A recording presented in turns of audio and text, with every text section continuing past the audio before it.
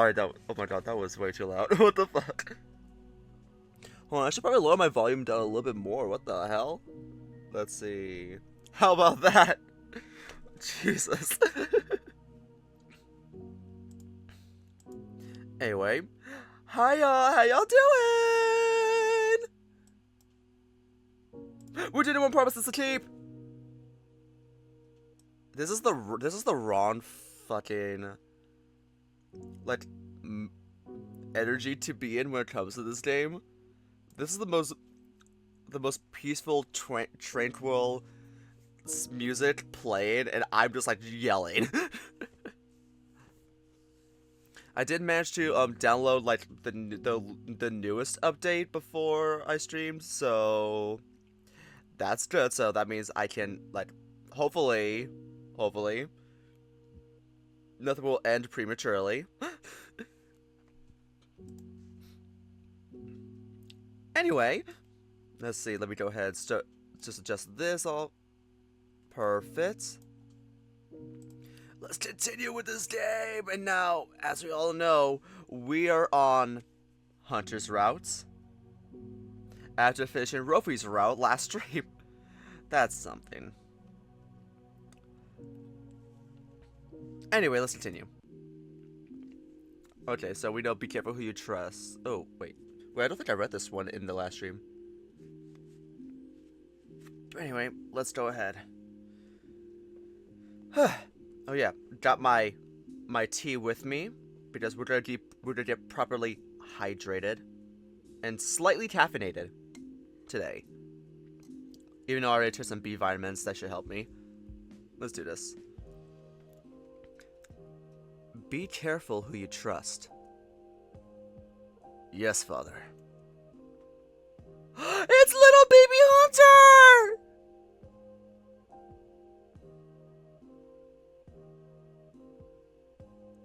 Oh my god, little baby Hunter! He looks so adorable and also so depressed. Okay, let's see. Look at the scenery. Okay, fancy ass looking wooden chair. He's wearing a dress shirt, so his family must be like pretty prim and proper. Do you come from like a religious background? Because this kind of reminded me of my childhood. It's kind of reminded me of like I don't know.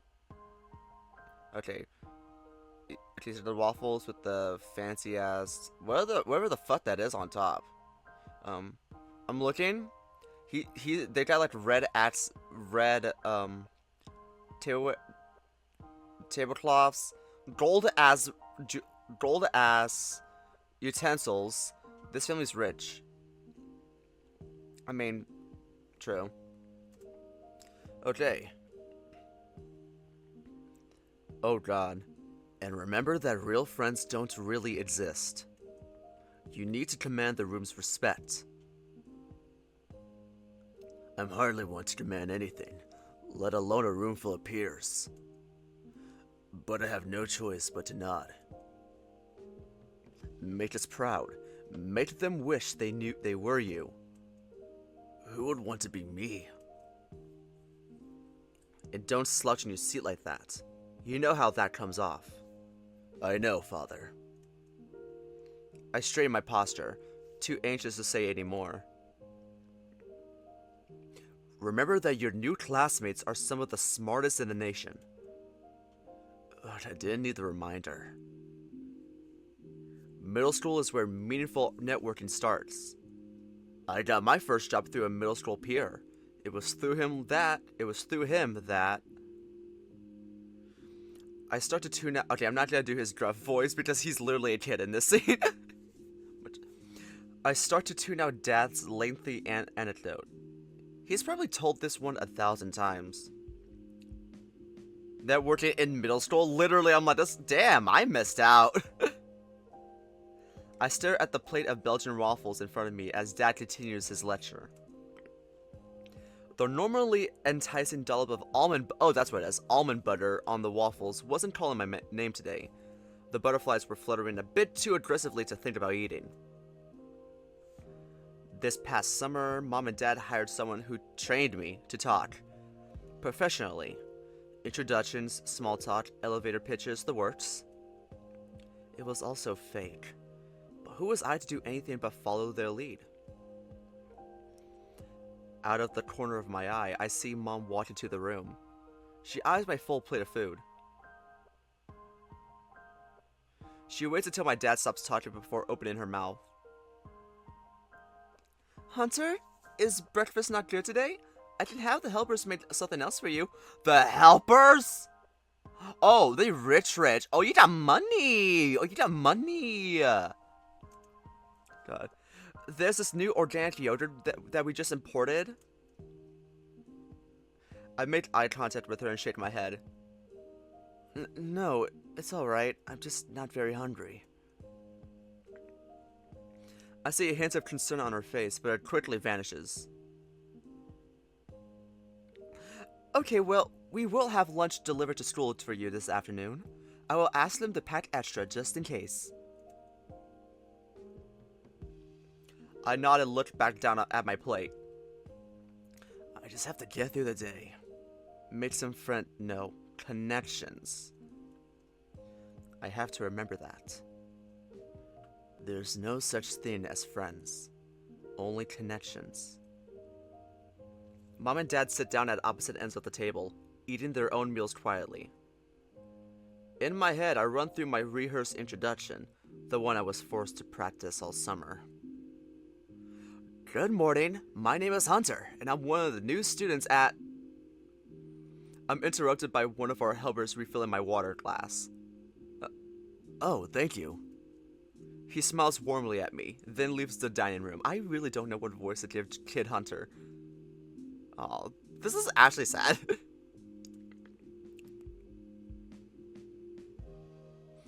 Be careful of that stutter. It gives a bad impression. I wince. Dad manages to turn everything into a lesson. Mom and Dad excuse themselves to get ready for the day, leaving just me at the table. It's okay. I'm fine. I've just had to get on the good side of my teachers. Just have to be a perfect, likable charmer for one day. I can take off the mask as soon as I get home. A genuinely reassuring thought. One day at a time, Hunter. Maybe I'll meet some cool people? I wonder what they'll think of me. Through my storm of thoughts, Dad's words ring out in my head. Make them wish they were you. Tick, tock. Tick, tock.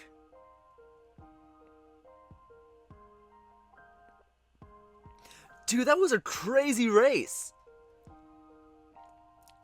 Yeah, can't believe I almost beat the high school record. Oh my god, there's actual more furries in this game and not just black and white characters. Wait, let's see. We got ourselves a little, like, cheetah leopard situation. Is that...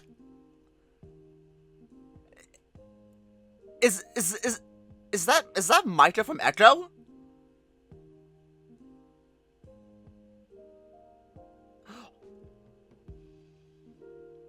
I don't know, I see pointy ears, a tank top, like... Echo reference. Queen hyena right here. Blue ass cat right here. Literally, Ariana, what are you doing here? Literally, I'm bored, so I went and ruined lunch. Now that's something. Who the fuck are you? Okay, so we meet Kodiak. Oh, I want some tea. Kodiak hustles over to the finish line to greet me. And as a freshman too, you were crazy fast. Ah, it's cute. It's a high school Hunter. Aww. Which, thanks. I'm just gonna give him that kind of voice for high school. The wolf, one of my closest friends, gives me a friendly shoulder bump. I wonder how everyone else did. Me too. You want to check?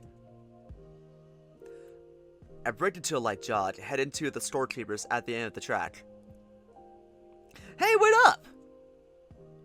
Kodiak shows behind, laughing.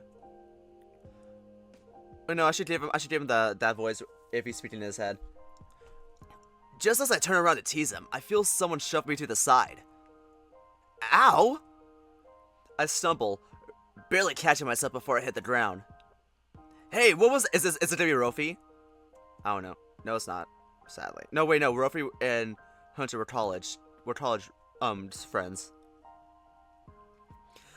I cut myself off as I realized who the culprit is. The star linebacker of our football team. He towers over me and smirks. Hey there, shrimp. Looks like you've won your little race. Maybe the track team will finally bring home something more than a participation trophy. I clench a fist instinctively, but Kodiak intervenes, elbowing him away. Hey, knock it off! What do you want, picking a fight with me? Yeah, maybe I am. I'm not so sure you'd win. I had never had the courage to challenge a bulky football player, but Kodiak? He's on our weightlifting team.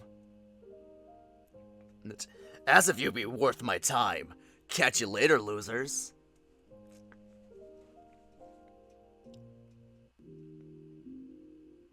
And just like that, it's just Kodiak and I. My anger ebbs, replaced by embarrassment. My least favorite thing. Hey, I'm sorry about that. I guess I really have nothing better to do.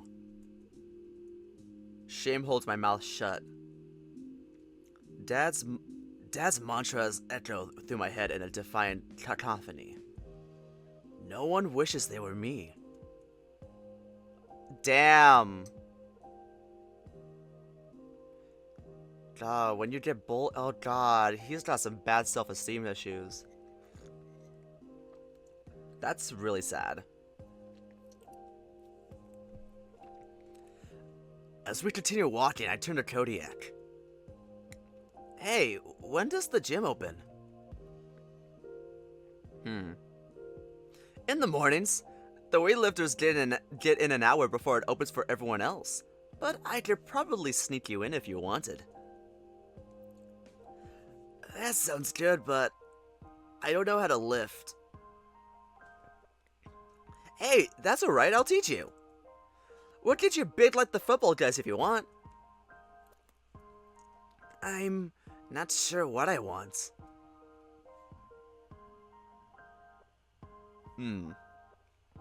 Respect? Admiration? Just like Dad wanted for me.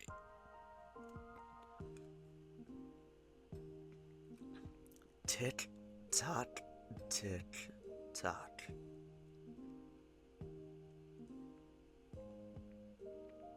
Next up, we have the top-ranked competitor in our college division. He's positioned to finish number 1 this season with a good showing today. Can he maintain his lead over the pack? There isn't a single competitor who doesn't envy him right now. No, let's see. What we got? Okay, let's see what we got here.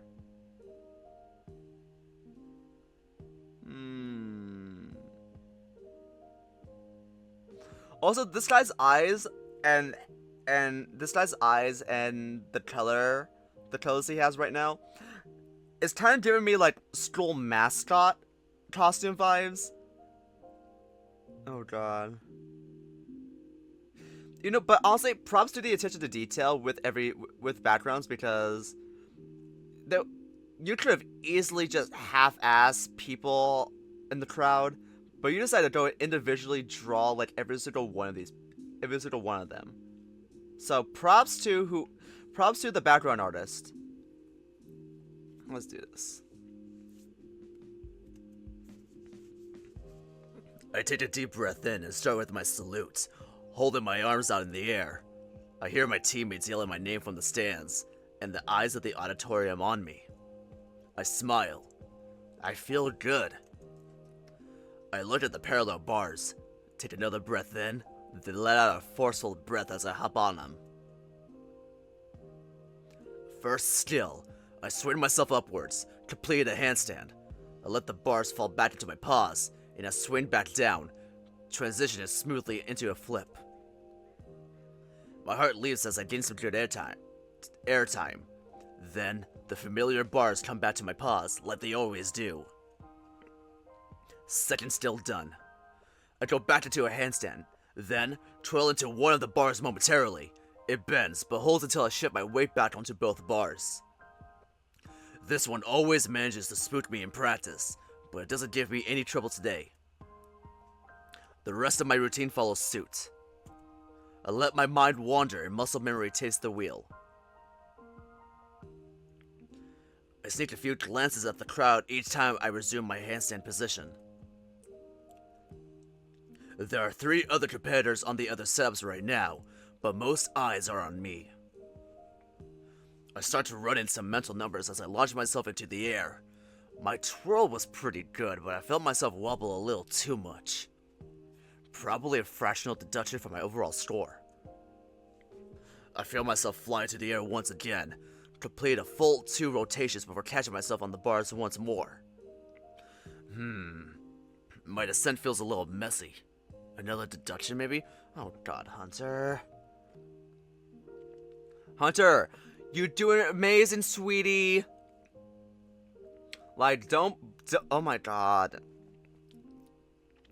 Honestly, fuck his dad. Fuck his dad. Like, honestly, fucking hell. Honestly, there should be like a mental psyche val in order to become an actual parent. So you don't pull shit like this, so you don't fuck up your child even more. In a perfect world, maybe. I stand at the audience again. So many friends in the stands, but I can't help but wonder why they're here. To observe my performance, sure. But being in the lead, I can't help but feel like they're here to witness my downfall.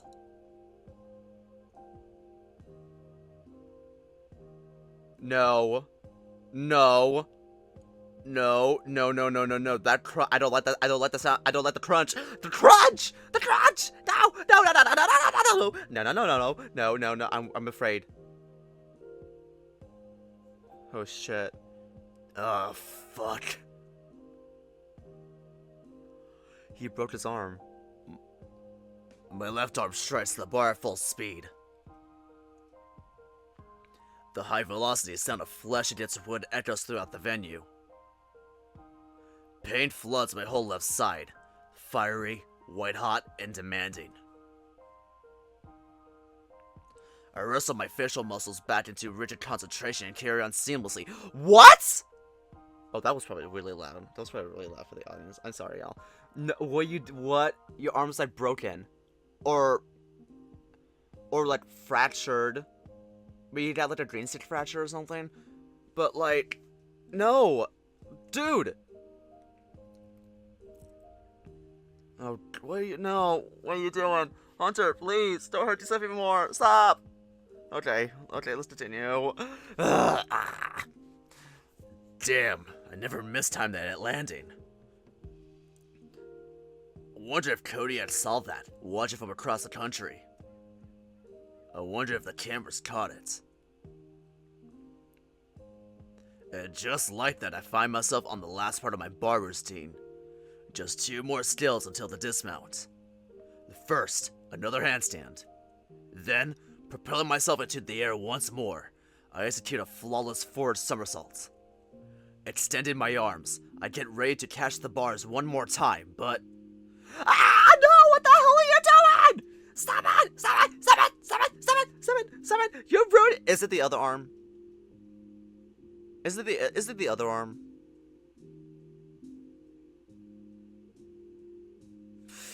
We're gonna take a little tea break. Listen, I know this is a flashback, and I know that he's all right now. He stays snowed in with the other people, but let me tell you something. One of the things I hate watching are arm wrestling videos, because I have seen one too many where the result just ends in one person breaking another person's arm. So just breaking your bones in general, I never broken a bone.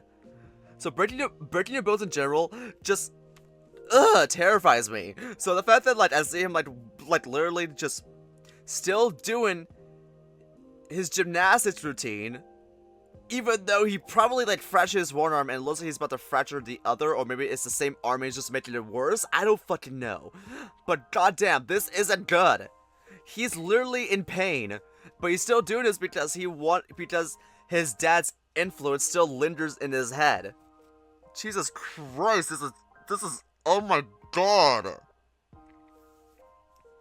Okay, let's continue. Crack. Oh, the bar broke?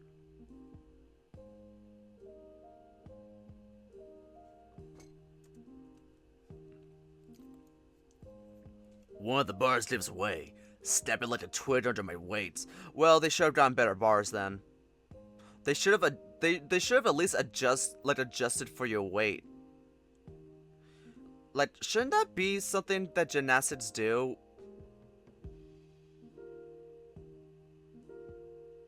Like, that's why they have different weight classes for certain things. So like it'd be like I mean for wrestling, duh, because like if you fight someone who is like a lot more heavier than you, then obviously you're bound to like have a disadvantage. Should the same be said for like something like gymnastics, where if the poles can't support your weight properly, they should probably get more sturdier ones? Like, that makes sense, right? Anyway. Oh god. Time slows down as I fall. My mind processes in each fraction of a second at breakneck speed. What happened? Why didn't the bars catch me? Like they always do.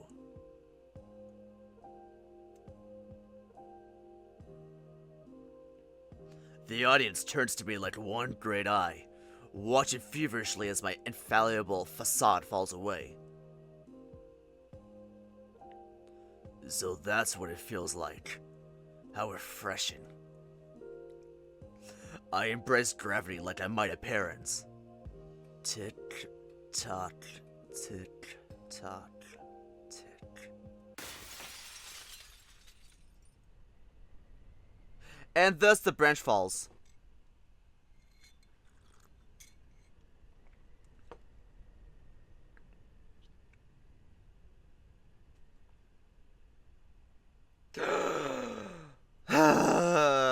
The bars are symbolic. The symbolism. The bars are symbolic of his support group. He's too focused on becoming like his dad, on following his dad's footsteps, that he doesn't know the mental anguish is causing him. And the more he keeps focusing on that, the more his mental health deteriorates, and the more his support group kind of falters. He's not getting the support he used to anymore, and thus he will crumble as a result. I'm just talking out of my own ass. Let's continue. The sounds of shattering glass wrenches me awake. Pain. Blistering pain down the length of my arm. Shattered remnants of the dream tear across my mind. The roar of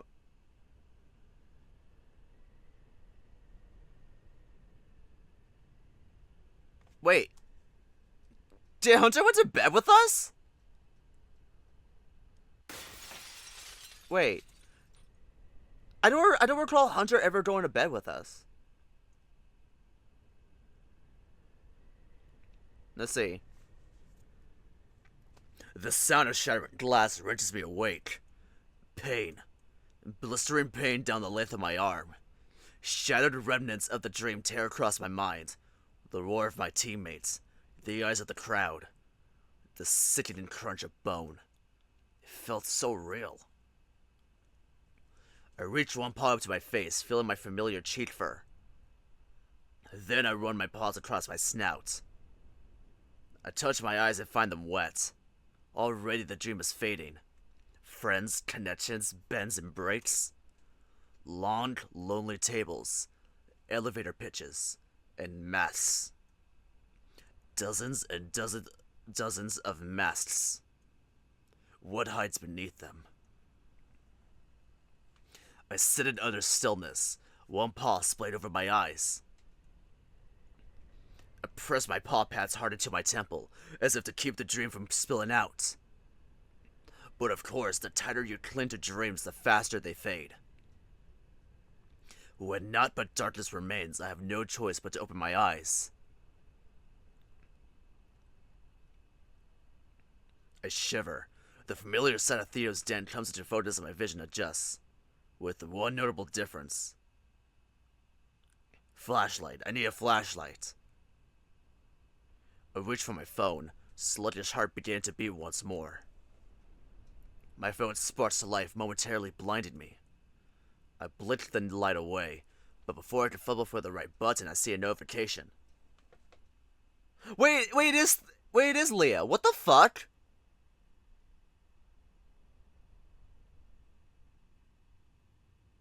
Okay, what the fuck? Okay.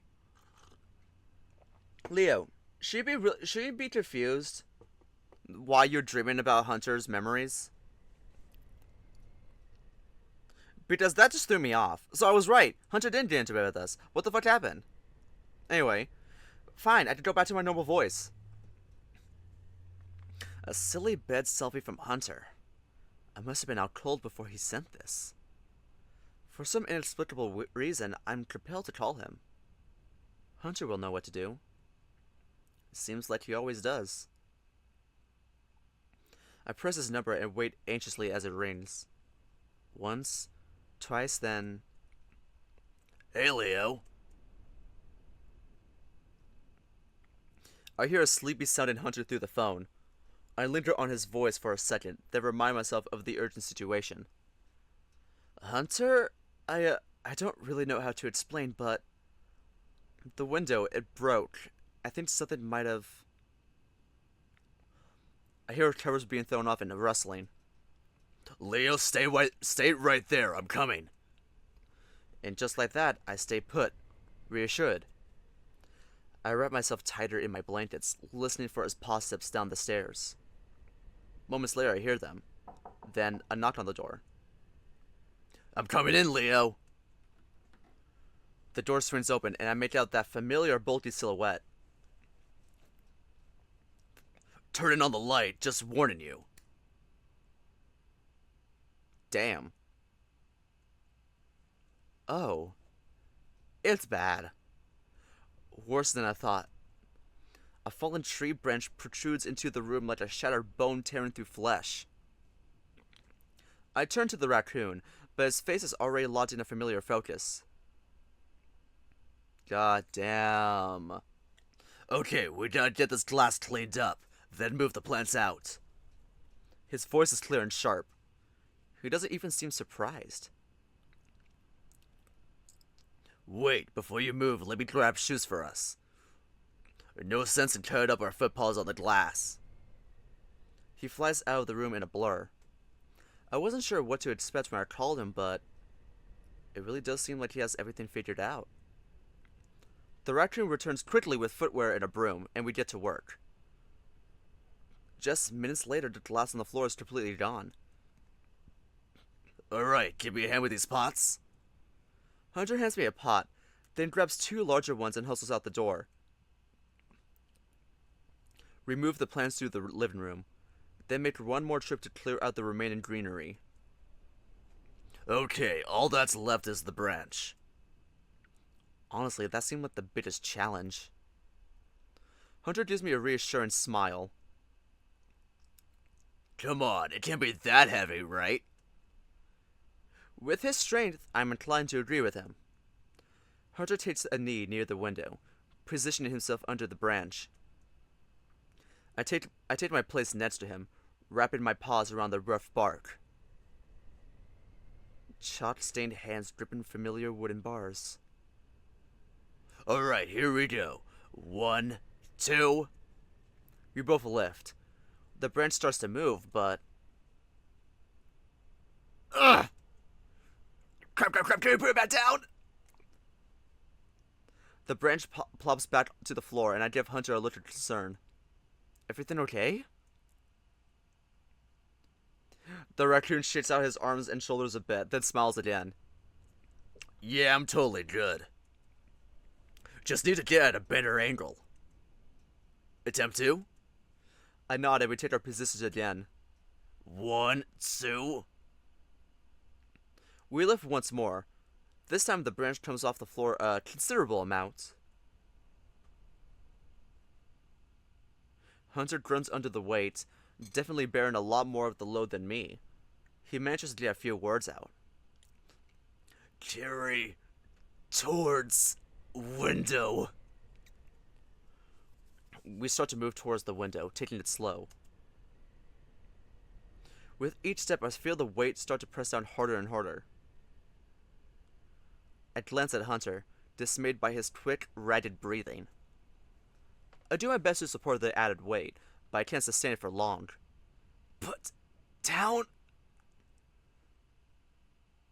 I feel him add a little extra force for a moment, almost in defiance. Then his eyes shoot open and I feel the branch start to come down on my shoulder. No! He finally gives in, and we let the branch fall to the floor, both getting out of the way just in time. Shit! Aww. The raccoon rotates his forearm gingerly, clearly hurting. Hey, are you okay? I get closer to him to get a look, but he scoots away from me. Yeah, I'm fine. We still have to get this branch out. Before he can continue, I butt in. But you're hurt. We need to grab help. Let's go get Theo. I said I'm okay. I just have to position myself better. I push back more firmly this time. No, we are not doing this ourselves. You're obviously in a lot of pain. I promise I'm alright. I just need to warm up a little and hurt yourself even more? We're getting Theo now. He opens his mouth to argue further, but ultimately stays quiet. Come on, let's go. I say softly, beckoning him forward. As we leave, I turn to make sure he's still following me. He looks defeated. Damn, the ego got bruised for a second there.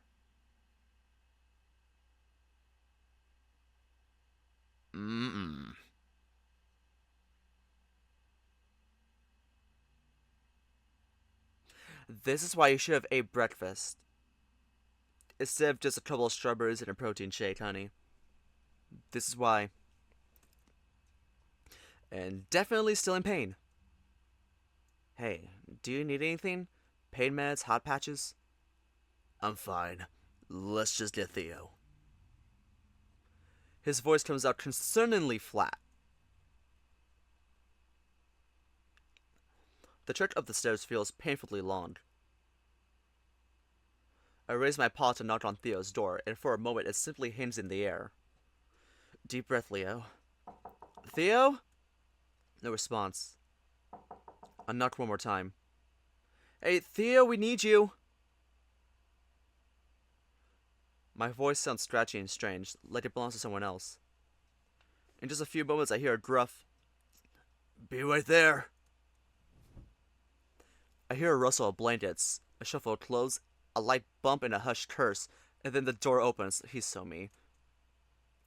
Oh! Tank top Theo.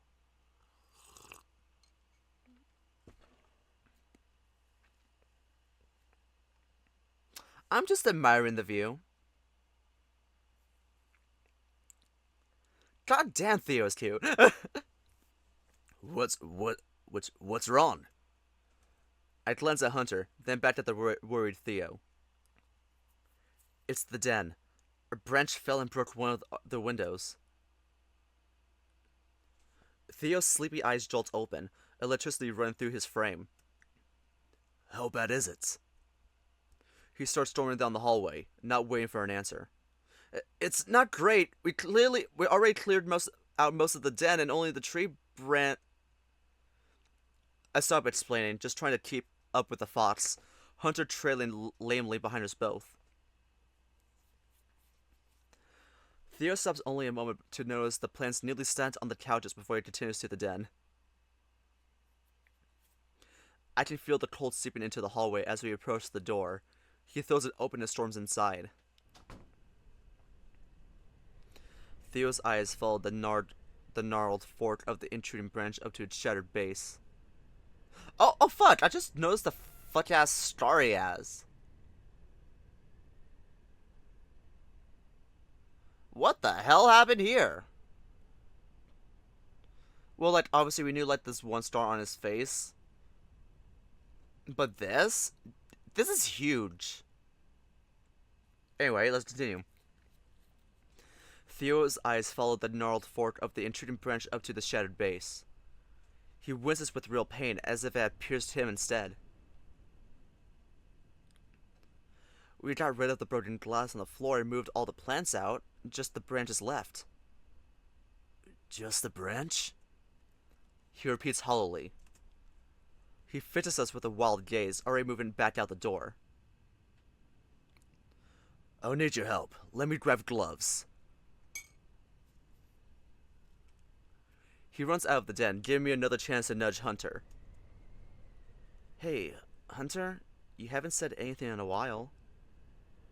He gives me a dull, opaque look. I'm just tired.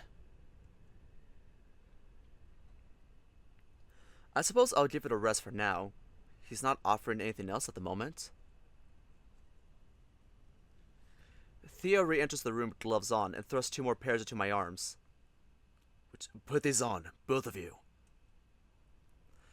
I consider mentioning Hunter's injury to Theo, but the raccoon is already sliding his gloves on.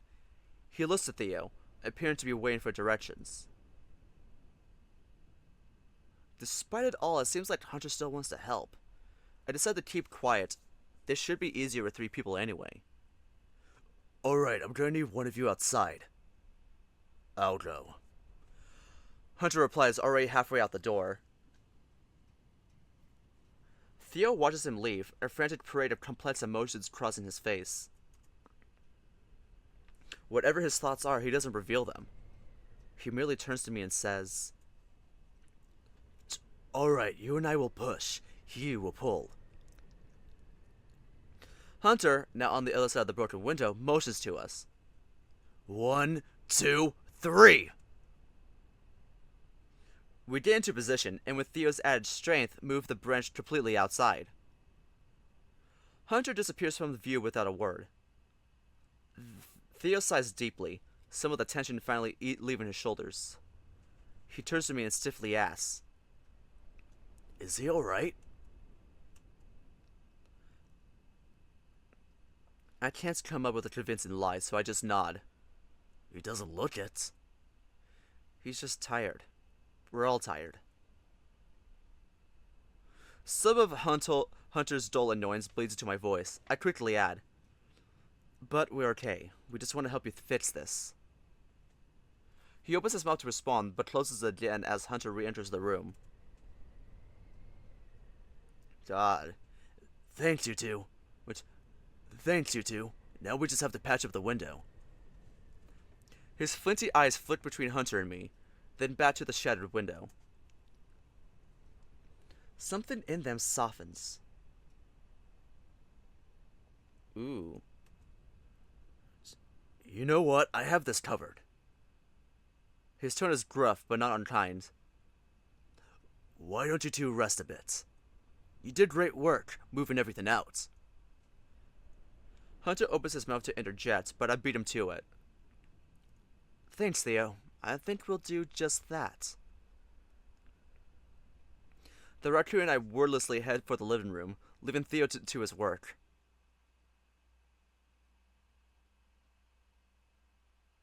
He plops down onto a couch next to one of the plants. Should I sit next to him? I sit on a different sofa. He lets out a soft sigh, then pulls out his phone.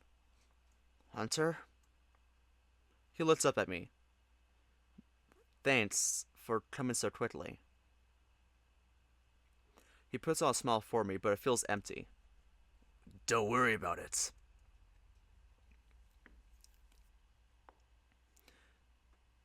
We sit quietly for a while, accompanied by soft clicking sounds from his phone. What game is that? He replies without looking up. Chess. Huh, that's a surprise. He certainly doesn't seem like a chess player. But either way, I don't think he wants to talk about it right now. I pull my own phone out, my exhaustion slowly catching up to me. Bits and pieces of my dream return to me as we sit. It doesn't feel right to broach the topic now, though. Some mindless scrolling later, I glance back up at him. He's still clicking away at his chess game, his injured arm resting on the other as he plays. I see an opening for some kind of conversation. Hey, I think I saw some pain meds in the kitchen yesterday. Do you... I begin phrasing the question, then adjust. Let me grab some for you. Hunter puts his phone down. That sounds good.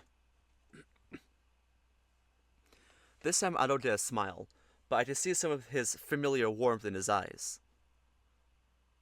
A little sign of gratitude. Thank you, without all the words.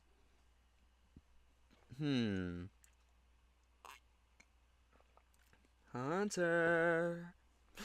I excuse myself to the kitchen. The little stove clock reads 6:15, but it feels like it's been up for hours. I can make out the beginning of a sunrise through the kitchen window. I zone out for a moment, entranced by the gentle light. Then, some faint chest clicking from the living room reminds me of my task. I start to rifle through Theo's cabinets for the meds, moving with urgency. I don't feel like leaving Hunter alone, even for a short time. Before long, I find them and return to the living room. Hunter is still seated where I left him, though he's not on his phone anymore. I clear my phone to announce my presence before approaching him. Here, just hesitate too. Take 5. Take 5. I hand him a bottle of water. Thank you, Leo. Still no smile, but I'll take what I can get. As he takes the meds, I make myself as comfortable as I can on the couch next to him. Does it still hurt a lot? Before he answers, I add a, be honest, please, no sugarcoating. That gets him thinking. He hesitates for a moment. Whoa. What the fuck? Hold on.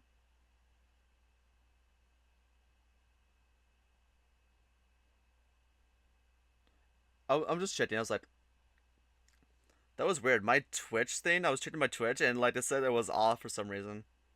Okay. Whoa. That gets him thinking. He hesitates to answer for a minute, then he exhales. Yes, it still does, but I think the meds will help. I nod. My conversations with Hunter have never been this stale, but at least I'm getting him to talk. Do you want to chat about anything? I'm okay, I think. Can we just sit? Of course. He's definitely holding back. Maybe the living room is too open of a space for him to talk. Hey, would you be more comfortable in your room? He nods, and gets up. Are you opposed to having company? I remind him again. Honestly, you can tell me no. I think I like that, yeah. Progress. At least he doesn't hate having me around right now. Forcing some energy into my voice, I dip and motion him forward. Lead the way, then. He has a chest blanket?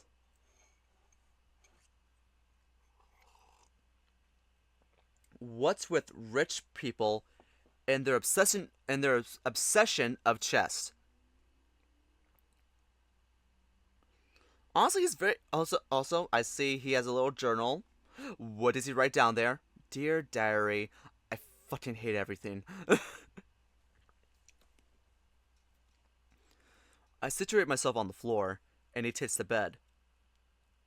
Almost immediately he's on his phone again, chess sound effects playing aloud. I want so badly to ask him what's wrong, but it doesn't feel like the right time. More chest clicks fill the otherwise silent room. A different sound effect plays. Did you win? No, that was a check. A what? It's when you put your opponent's king in danger. Is that good for you? It depends. Sometimes you do it to win. That's called a checkmate. He makes another move on his phone. Other times you do it out of desperation, when your king is exposed. It usually draws dangerous pieces away from your own king and keeps him safe, temporarily. I see an opportunity for some conversation. And the king is the most important piece? Important is one way to describe him. He sits up in bed, still concentrating on his game. He's a liability to his army. Once he's quartered, the game's over. Yeah, they still do everything they can to protect him. He pauses. Well, I guess they don't get a choice. The king gets to control what happens to them. Despite all that, you realize just how vulnerable— Wait, fuck. I pressed it too soon.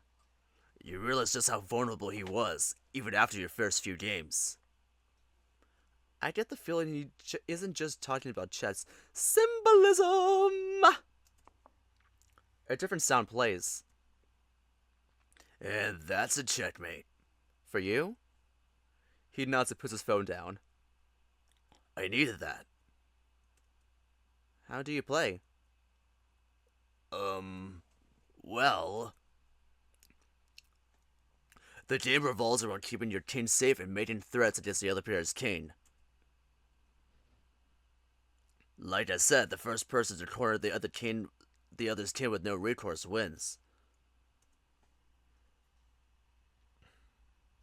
I see a small spark in his eyes for the first time today.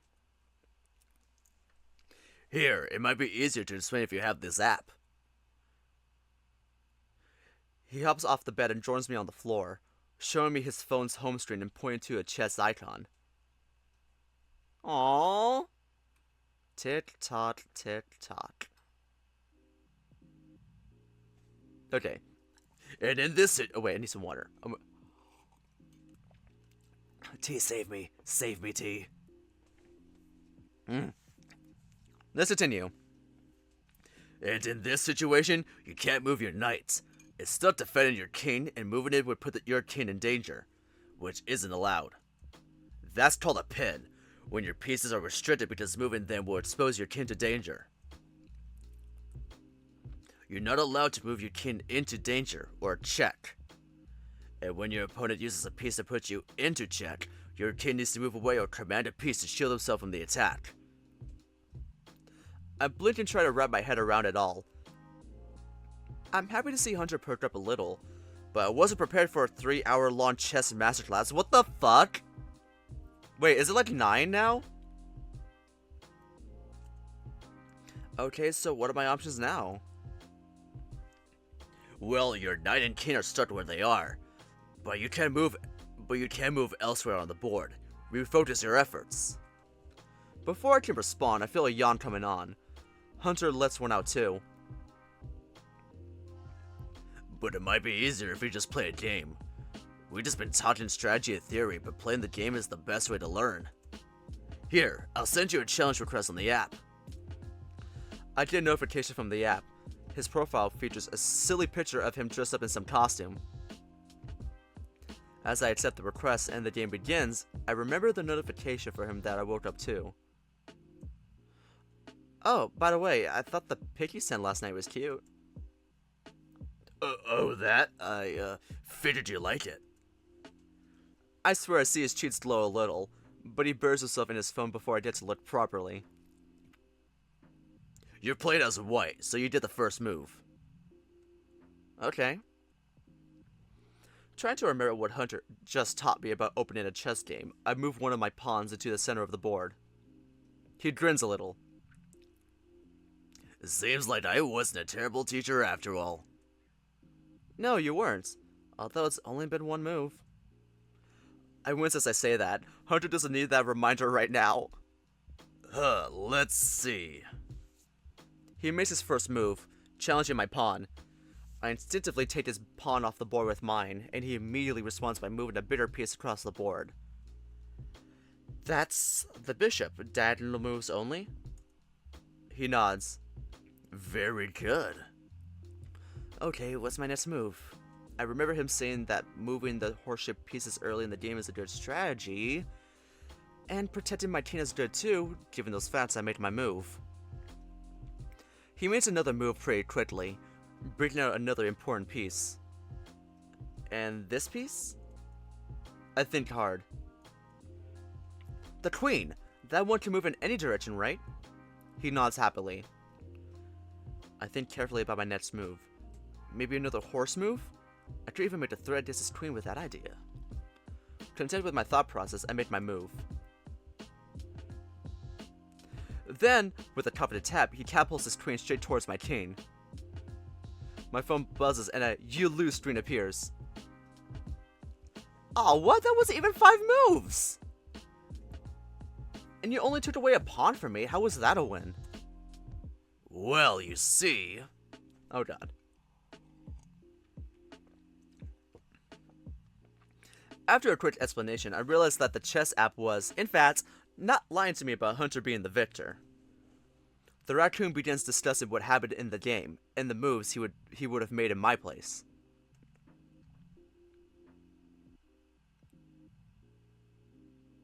And just because you can take a piece doesn't mean you should, especially if there's a piece guarding it, ready to take revenge. I get it, I think. Thankfully, all I got was that chess was far too complex of a game for me. Anyway, we could play more over the next few days. Yeah, that sounds like fun. I pause. To an unknown passerby, it might seem like Hunter was back to normal, whatever that meant. Hunter grins and hops back onto his bed, just laying there now. So, what got you into this game anyway? Seems like you know so much about it. Oh, nothing in particular. I just think it's neat is all. Fun to play. You said you were on the college team, right? Did you start playing then? He hesitates. No actually. I started when I was a kid. I can tell he's less than enthused about telling the story. Hey, sorry, we don't have to talk about it. No, it's okay. My parents got me into chess when I was really little. I played it for a while, but managed to weasel out of it after middle school. He chortles dryly, worlds different from his usual laugh. The game room was probably my least favorite room in the house. We didn't have any fun game consoles. We didn't even have a TV. So, it was just a chessboard in the room? Well, that and a few board games. Only the intellectual stuff. Those 64 squares felt suffocating sometimes. Did they make you play against your will? No, it wasn't that. They just had me play against people who are much, much better than me. Watching the inevitable advance of your opponent towards your king, it's one of the worst feelings. You throw all your pieces in front of him, but one by one they all fall. There's no way to exert control over a chess game against the master.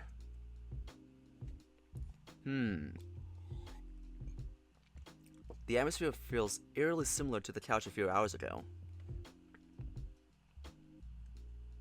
I see. I'm glad that it's something you enjoy now, though. Yeah.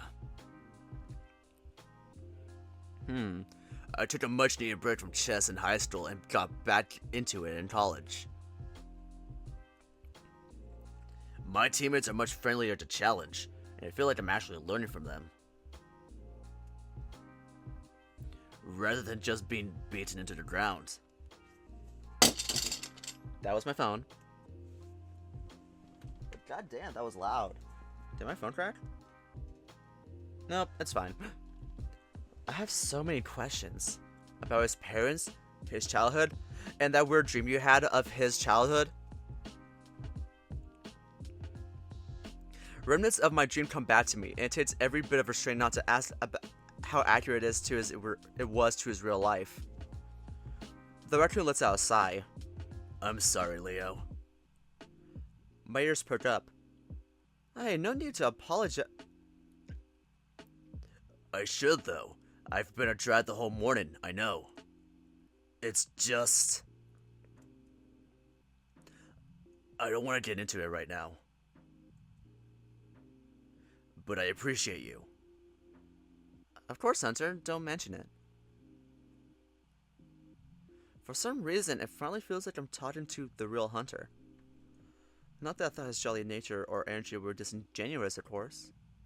But being here with him, I can't help but think that those parts of his personality show so little of who he is.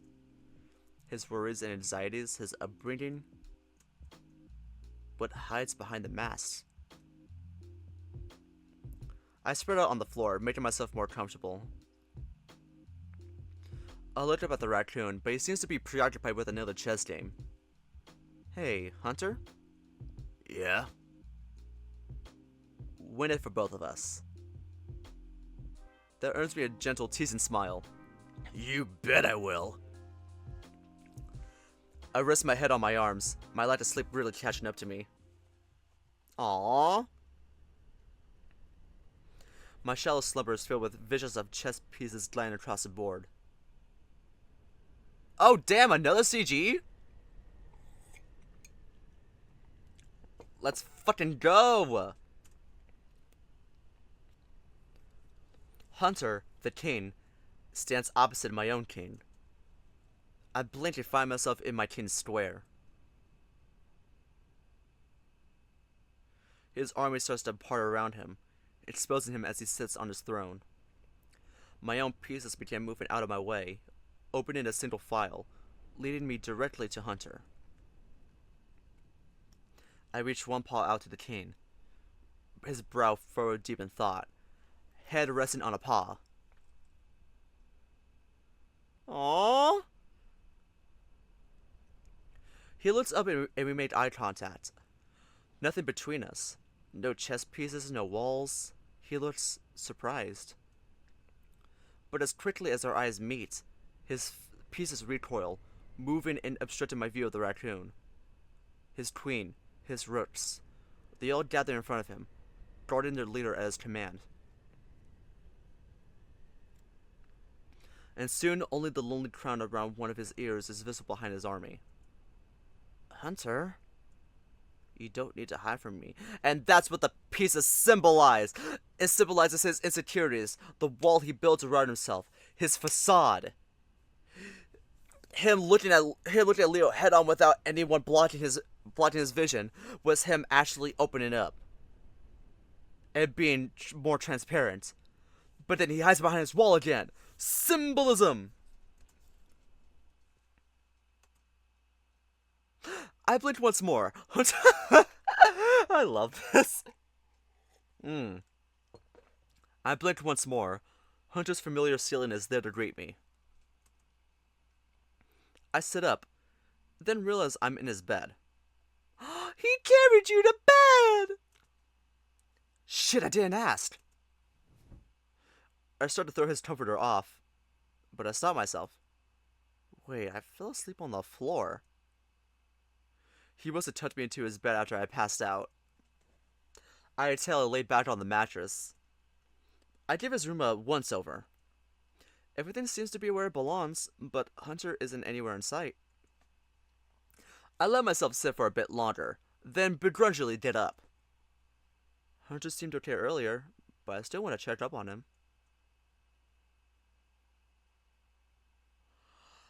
Ollie, hi! Descending the stairs, I spot Hunter and Ollie on the couch. As I approach the two of them, the raccoon notices me immediately and perks up. Hey, look who it is! His voice comes out the most energetic it's been all day. Ollie turns and waves. Hey, Leo, you're just in time. We're about to grab a bite to eat. Artemis threw a quick pasta dish together. The three of us, admittedly an odd bunch, serve ourselves and quickly settle in at the dining table. My stomach reminds me that I haven't eaten all day, and I immediately start wolfing down the food. So, where's Artie? He's out with Theo, grabbing some wooden boards to fix up the den window. They patched up temporarily, but the boards are a better solution. At least until the storm is over. I was meaning to ask, what happened this morning? I got the rundown sort of before the two of them ran out the door. I shoot a glance at Hunter, have expected him to re-enter his slump from earlier, but he seems to be okay. In fact, the smile on his face tells an entirely different story from this morning. Dad. Oh, it's not much to worry about. The tree in the yard outside broke the den's window overnight, but we were able to patch it up temporarily. No biggie. Ollie clasps his claws together as he listens to the raccoon. Oh, that's good. I could tell Theo was rattled by the situation, but you were sleeping there, Leo, so I want to make sure you're alright too. Confused, I try to discreetly study Hunter's expression as he eats. Leo? Still focused on Hunter, I don't realize how Ollie called my name until he repeats it. Huh? Oh, right, yeah, I'm okay. Just glad they were able to find a temporary fix for it. Dad. Right, it must have been a pain, getting the tree branch out of the room. How bad was the damage? My eyes dart back to Hunter, but he replies without missing a beat. Oh, it wasn't a huge deal. Theo, Leo, and I got out without too much struggle. Oh, fucking hell. It'll all be fixed soon. Oh, fucking hell. Oh, Hunter. Tisk, tisk, tisk. Listen, you're cute and all, but come on. I could almost hear him straining to get the last words out with gusto. Ollie looks at him, then at me. Right, that's really good to hear. The dino lowers his gaze to his plate, pointedly redirecting his attention to his meal. I pick up my plate, still trying to glean any amount of information from Hunter's face. The raccoon's tail swishes back and forth mechanically, seemingly under manual control. Ollie looks up and breaks the silence. Also, Leo, I think Theo was saying he need to figure out another sleeping accommodations for you. Oh, other sleeping accommodations. Oh, wait. Let me start over. I need to look things more clearly and not like try to rush things through. Jesus Christ. Let's see. Also, Leo, I think Theo was saying that he'd need to figure out other sleeping accommodations for you, especially because the dam repairs are just temporary. Have you given it any thought yet? That's a good point. I'm not sure about... God, he can stay with me. I've got tons of room. Ollie and I exchanged glances. Well, I'm certainly grateful. I can't say I was expecting Hunter to offer that to me. Wow, that's really kind of you, Hunter. It's no problem. The raccoon gets up. I don't know about you guys, but I'm stuffed. He deposits his plate in the sink, then turns to address us. I can see the edges of his mask start to unravel. If you two will excuse me, I'm going to be resting in my room. He clears the room rather quickly, leaving the two of us in an awkward silence. Oh, God. What the fuck are you doing, Hunter? Ah! Ollie glances over at me, but doesn't press. Okay, well... If we're done here, maybe we could check out the den? I haven't actually seen the repairs yet. Right, sure. Oh, there it is. The den is surprisingly temperate. Not suitable for sleep, but not as teeth-chattering as it was this morning. The window appears to be well patched, with layers of curtains, plastic trash bags, and duct tape. This doesn't look bad at all, actually. He walks around the room, inspecting the seats in the bookshelf. I was expecting it to be in much greater disarray, honestly. But you guys did a good job this morning. It was nothing really. Much easier with more paws on deck. I'm sure. Hey, is Hunter okay? He just felt a lot different just now compared to the last 2 days. I freeze. I mean, obviously I haven't known him for long, but it's just a vibe, I guess. How do I answer this question? Leo? Oh, And at that moment, I feel the mask over my own 2 eyes. The gaze of my raptor companion sends me to the pat stance in my dream. I look down at my 2 paws. My familiar silver-gray fur replaced by darkly colored raccoon paws. I blinked once and I'm back in the den. I'm not sure. I think he's okay. I wince. That was probably some of the worst lying I've ever done. Ollie isn't stupid, Leo. Who disassociates in the middle of a lie anyway? His eyes see right through me, but he still doesn't press. Oh, I see. Okay then. He turns and looks more closely at the bookshelf, clearly looking for a way to change the subject. Theo has quite the recollection, don't you think? I'm glad none of it was subjected to the elements for too long. Yeah, I am too. This feels like such a good reading spot. I felt bad that Theo gave it up for me to sleep in. I try to shake off my daydream as I stand there with Ollie. Oh, I don't think he minded, really. It seemed like he'd much rather you'd use the room than him, honestly. He's really just the given type, I think. Hosting all of us here on a whim, without any hesitation. I looked at the patched up window, and as the last of the morning's adrenaline wears off, the guilt starts to sink in. It's like my bad luck followed me here, and I've somehow become a burden on Hunter now, having to sleep in his room. And now there's a huge hole in his house. I cover my mouth, not meaning to blurt that out. Sorry, I didn't mean to. Hey, Leo? Aww. The dino stirs up to me, eyes full of worry. You know this wasn't your fault, right? You couldn't have predicted this would happen. I suppose that's true. But Hunter certainly seemed prepared for a crisis. The way he triaged the situation without any hesitation? Leo? Look at me, please. With a monumental effort, I meet Ollie's deep blue eyes.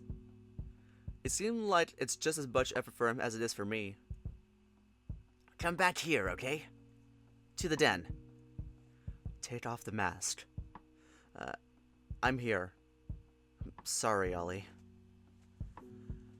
I hold back a sarcastic laugh. I was the one telling Hunter not to apologize just hours ago. Hey, it's okay.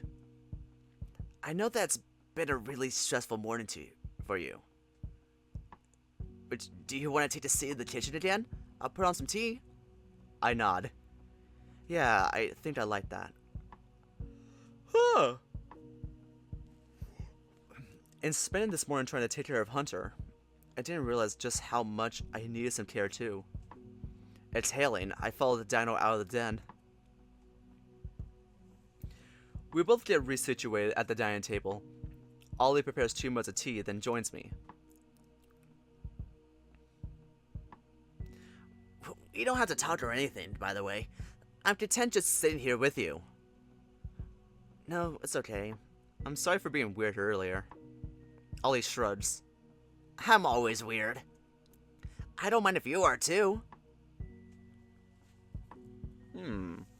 I take a sip from my mug, letting the warm drink calm me a little. It's just been a complicated morning.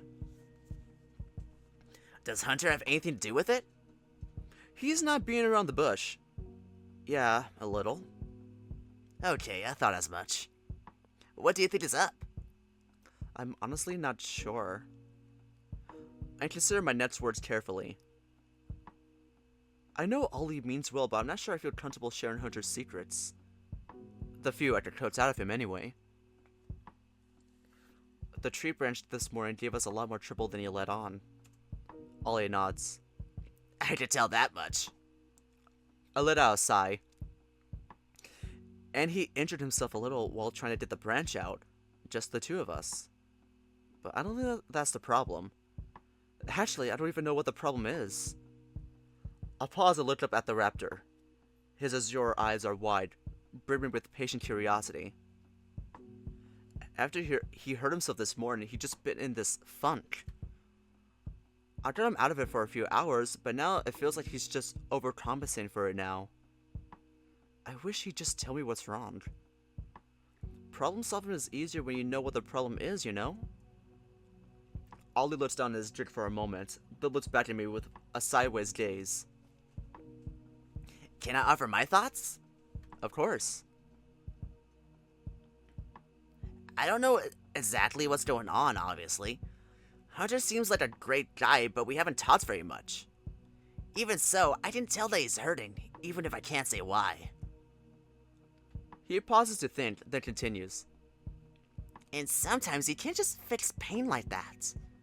It's not that simple. I mean, you can treat physical pain, of course, but I think he's experiencing more than that. Ollie pauses again, marshalling his thoughts.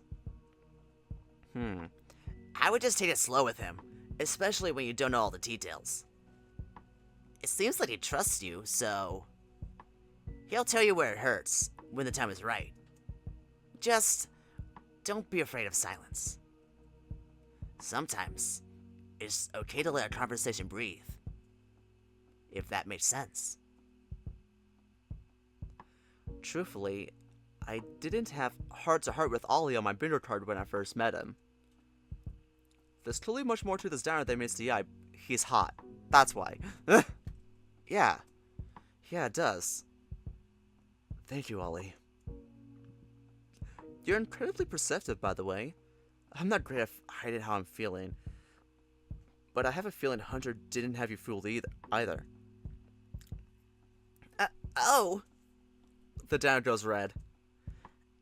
It's just easy for me to tune into others emotionally. I've always got my finger on the pulse of a room, just, out of habit. I hope that isn't creepy or anything. I give him a smile. No, it isn't. I really appreciate it, seriously. He does a bad job of hiding his embarrassment behind his claws, mumbling in response. It's nothing, really. His phone goes off in his hoodie pocket and he hops up from his seat. Oh, I completely forgot. I'm hosting a game tonight in a few minutes. He freezes halfway to the door and turns back to me. Will you be okay down here? Yeah, don't worry about me. I'm just chilling. Okay. I'm sorry. We'll talk more later, I promise. He hops up from the table and starts looking through the snack cupboard. I just need some fuel for this session. After selecting a few brightly colored bags of chips and a couple soda cans, he turns to me. Hey, Leo. Good luck. I know you'll figure it out. Thank you, Ollie. The dino waves, then wanders out of the kitchen with his snacks. I take a quick glance at my phone. It's still early evening, but I'm not in the mood to hang out with anyone else right now. I guess I should retreat to Hunter's room, assuming he's okay with me being there. Passing by the living room, I remembered to grab the air mattress and my blankets. I made it up to Hunter's door, setting down the air mattress to knock. I hesitate for a moment. I almost consider just going back downstairs to set up camp there. Then I think back to my dream. The lonely king atop his throne. When we made eye contact, through his mixed emotions, I could sense some semblance of hope. Behind his mask, I could see some belief that maybe he could learn to open up to someone else, and that they would try to understand. Huh. I raise my paws to the door and give it a firm knock.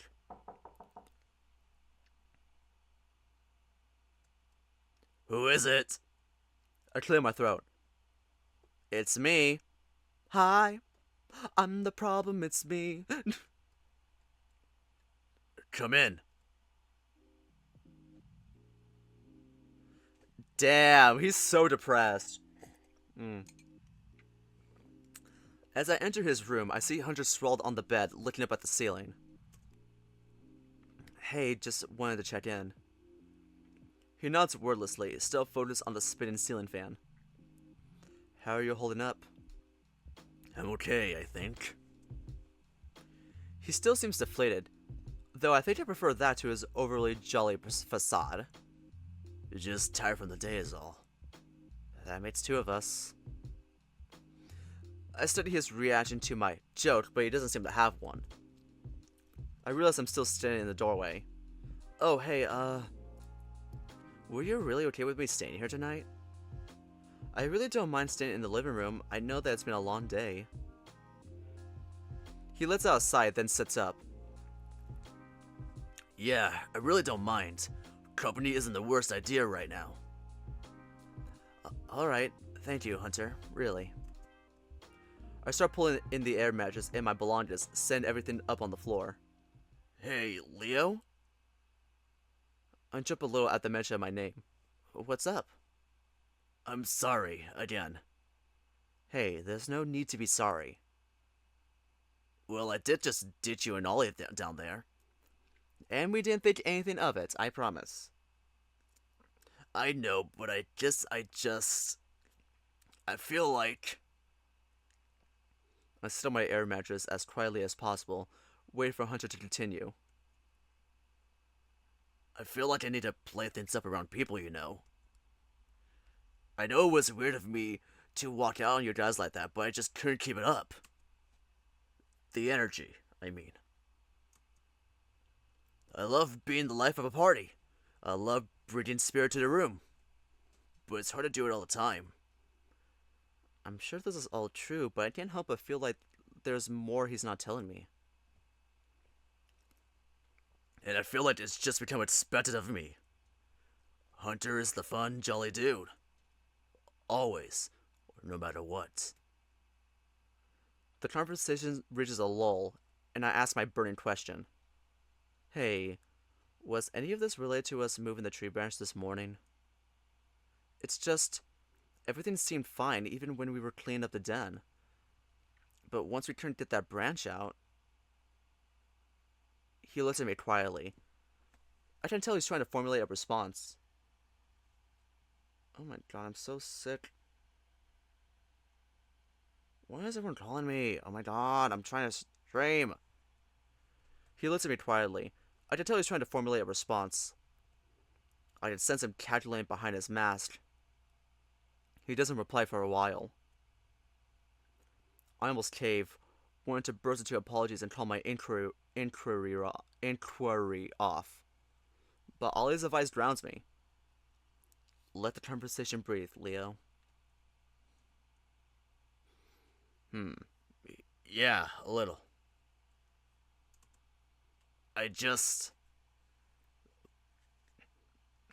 My arm doesn't hurt much anymore, but the pain this morning, it just sent me back to a bad place. He takes a deep breath. I'm past it now, but it still haunts me. Can I tell you the full story another time? It takes every bit of restraint not to press him further. When it's time, I'll know. Of course. Thank you for trusting me. For feeling like you could let your guard down around me, even a little. A small Hunter smile. Somehow, this one feels more genuine. Hey, I knew you were a good dude when we met. And Rofi's given you a glowing recommendation. So, there's no need to thank me. The room grows quiet once more, though the air isn't as stiff as before. Huh. Is there anything I can do for you right now? Anything at all? I could really use a hug. I take that as my cue to get up, opening my arms for him. Come here, Hunter. He gets off his bed, shuffling over to me. He leans in for a hug. For a second, I get a good close-up look at his rolling eyes. They shine back at me with the beginnings of tears, filled with vulnerable hope. Aww. I rub my arms around him tightly, rubbing my head against his shoulder. I run my paws up and down his back. Though we don't exchange words, I don't think my message could be any clearer. You're safe here with me, Hunter. We stand there for an eternity in each other's presence. Then, I feel him slowly leave our embrace. He sniffles a little, wiping his nose with a paw. Then he sits back down on his bed, and pats the spot next to him. Join me? Anytime. We sit and he leans his head on my shoulder. It's some kind of citrus today. Oranges? I feel him chuckle. The vibrations of his laugh through my shoulder are comforting. Spot on. Told you I'd change it up for you. Where did you even find time to put cologne on? Well, it was before I came downstairs this morning. Amidst the chaos and the exhaustion, he kept his promise to me.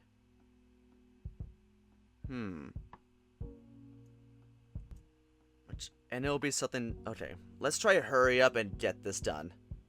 Because it's actually starting to bug me at this point. And it'll be something different tomorrow? That's the plan. Do you just walk around with like a million different cologne scents in your luggage? They're small bottles. A cute travel kit, if you will. You gotta show me sometime. I will. I'm also in serious need of sleep. He gives me a gentle cheek nuzzle, then lays down. I feel you there. I start to get off his bed, but I'm interrupted. Hey, don't be silly. This mattress is much comfier than the air mattress. Come and cuddle. If, you'd like that. If you like that. I'll admit, hearing Hunter hesitate is cute. I love that. I smile, rising from the bed only to hit the light switch. I slick my way through the darkness to rejoin him in bed. Hey, if I pass out in the next 5 seconds, apologies in advance. I'll be right behind you. I curl up and he snuggles up behind me, wrapping his arms around my chest. Well, actually, I'm behind you. Very funny. He lets out a soft, gentle, warm laugh. A comfortable one. I never thought I could miss the sound of someone's laugh so much. Let alone someone I only just met. Good night, Leo. Good night, Hunter. He squeezes me gently, and I'm surrounded by the scent of oranges once again. Before long, I can hear him snoring quietly. And true to my word, I'm right behind him as we drift off together.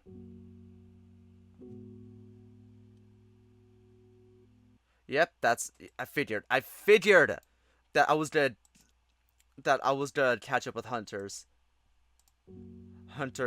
routes. So just one huge part is Hunter's route. Thank you so much for playing so far. Promises to Keep has been a true labor of love for all of us, and we appreciate your interest and support. Follow us on Twitter and Itchio. Did you have a blue sty as well? Storyboard programming, character design, CG artist, background artist. Yes. Oh god, I'm gonna. You know, this was a good stream until the last, like, portion of it. Now I'm gonna have to. Oh god, now I'm gonna have to export. Now I'm gonna have to download all of. Oh god, now Twitch is gonna send me, like, separate, like, files. I'm gonna have to, like, put them onto Premiere Pro, stitch it together, and fucking. Oh god, I hate this. Oh god, I'm gonna have to export it. I. God. Why did it have to crash twice in one stream? Well, hopefully I'll make the VOD a lot more salvageable, but that's gonna take a lot of work. Anyway, I'm gonna go cry into the void right now. Thank y'all so much for watching. Well, as best you can. If you're watching the VOD, you can see my struggles. Subscribe to my channel. Follow if you want real life. If you want to watch me in real time, just follow me on twitch.tv/Xeno Follow me on Twitter and Blue Sky, where I post my stream updates. Probably mostly Blue Sky because Twitter sucks right now. I can't even announce that I'm streaming without bots like liking my posts. I'm like, I don't want y'all. Like, literally die. Also, I upload my stream schedules on YouTube as well on the community posts. So there's that. I should be uploading my other schedule like pretty soon. And then after that week is up, I'm gonna be going on a 2-week break because I'm gonna be vacationing. More on that later. But yeah, thank y'all so much for watching, and I'll see y'all next time. Bye bye!